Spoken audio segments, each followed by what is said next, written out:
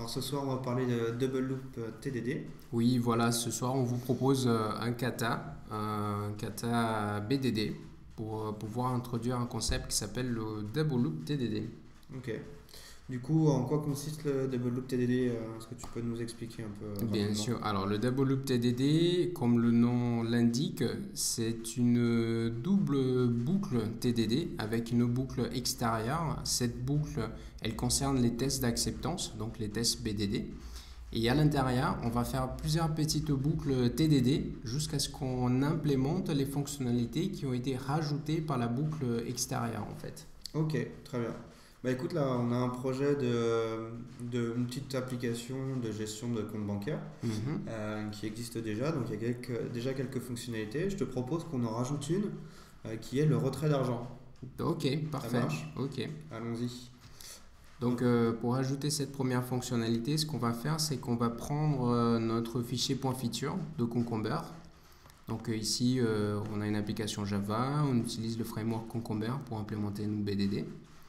Et là, ce qu'on va faire, c'est de créer un fichier .feature et on va rajouter notre fonctionnalité, en l'occurrence notre user story, avec les scénarios BDD, Très c'est-à-dire bien. avec les critères d'acceptance. Donc, cette première user story que je recopie du README.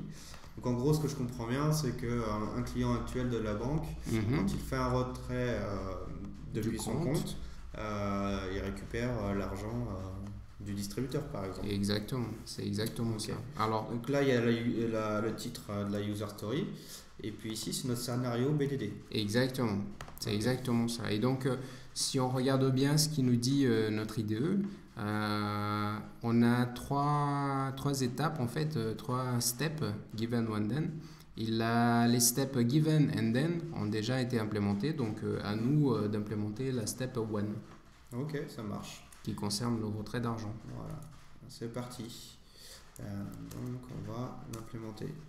Comme on disait tout à l'heure, c'est une application qui existe déjà. Donc, Mhm, il y a déjà des features d'implémenter, des scénarios d'implémenter. mhm, Nous, ce qu'on veut, c'est implémenter un retrait dans la partie compte. Donc, je exactement. propose qu'on rajoute l'étape dans cette classe-là.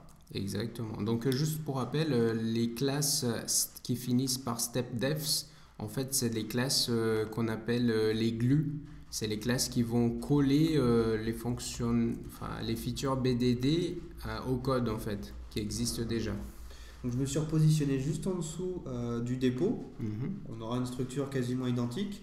Bon, des fois, la génération n'est pas parfaite, hein. Pour le coup, on voit que notre montant, il nous le découpe en deux entiers. Nous, on va simplement utiliser Voilà, à cause du point. une seule expression régulière. Donc Cocomber, pour information, utilise un système de regex en fait pour pouvoir lier les étapes de test, les given one then, à des méthodes dans des classes Java qui vont exécuter le code du test. Très bien. Du coup, notre retrait va être quasiment comme le dépôt. Oui, Donc, je pense qu'on va se baser sur la même structure de méthode. oui, Donc on va utiliser euh, notre classe qui gère le compte de l'utilisateur. Et au lieu de faire un dépôt, on va faire un retrait. voilà. Donc en fait, ce qui se passe, c'est que dans notre given, on crée un client. Donc pour ce client, on va avoir un compte. Et ensuite, ce qui va se passer, c'est qu'à partir de ce compte, on va retirer de l'argent. Donc effectivement, comme tu disais, les méthodes qui retirent d'argent n'existent pas encore. À nous Voilà. de les implémenter.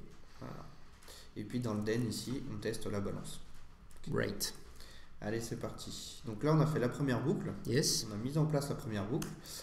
Évidemment, elle ne passe pas puisqu'on n'a pas encore implémenté. Mhm. Donc là, on va rentrer dans les boucles de TDD pour implémenter le tout.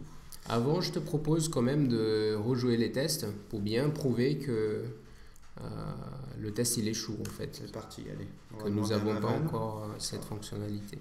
Maven donc, va nous exécuter tous les tests unitaires ainsi que les tests d'acceptance. Yes. Comme on vient de le voir, donc là il y a une erreur, le build a échoué.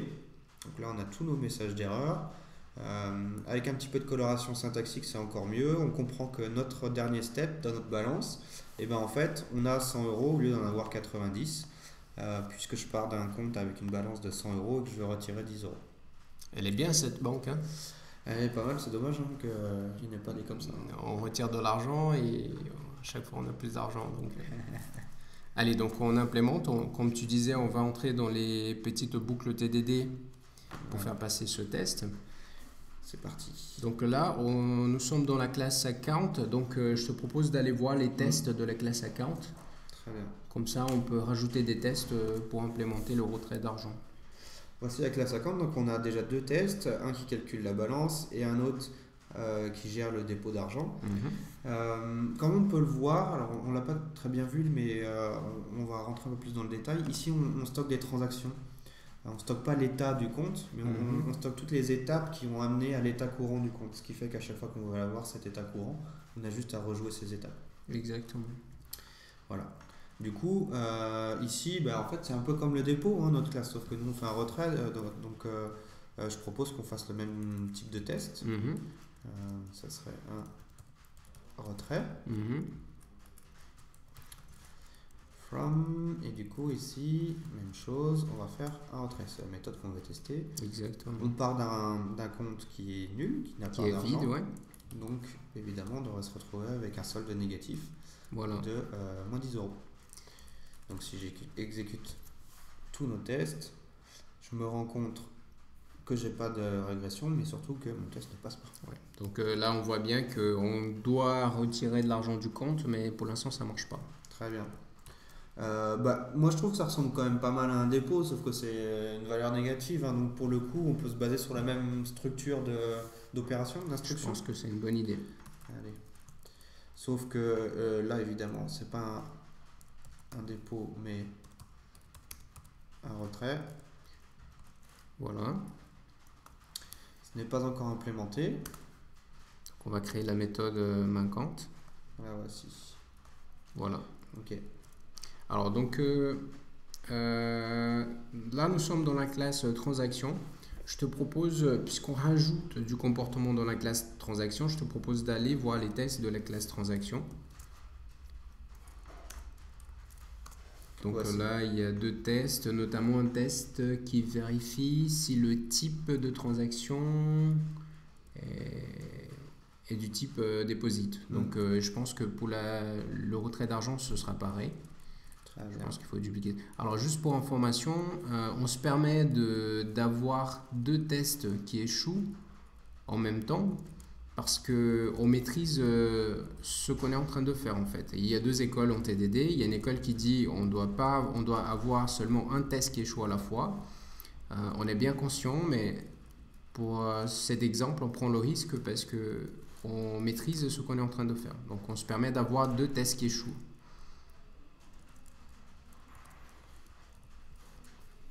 Comme ceci. Voilà.